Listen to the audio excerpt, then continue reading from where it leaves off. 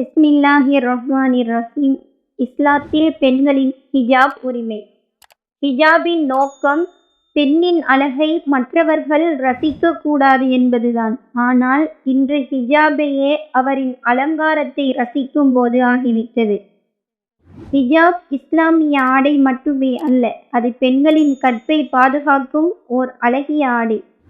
பெண்களுக்கு ஹிஜாப் என்பது சிற்பிக்குள் இருக்கும் முத்தை போன்றது. ஹிஜாப் சிற்பி போன்றது. பெண்கள் முத்தை போன்றவர்கள். சிற்பிக்குள் இருக்கும் போதுதான் முத்துக்கு பாதுகாப்பு.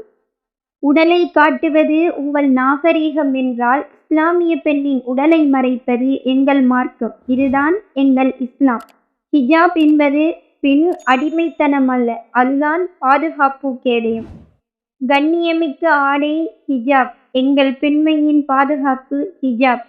எங்கள் வெட்கத்தின் பாதுகாப்பு ஹிஜாப். எங்கள் உயிரின் பாதுகாப்பு ஹிஜாப். எங்கள் உடலின் பாதுகாப்பு ஹிஜாப். எங்கள் மானத்தின் பாதுகாப்பு ஹிஜாப். அது பெண்ணின் பாதுகாப்பு ஹிஜாப். பெண்களின் ஆடை குறைப்புத்தான் நாகரீகம் என்றால் இந்த உலகில் விலங்குகள்தான் நாகரிகத்தில் சிறந்தவர்கள் ஆவர். உடலை மறைப்பது அடிமைத்தனம் அல்ல, அது பெண்ணின் உரிமை.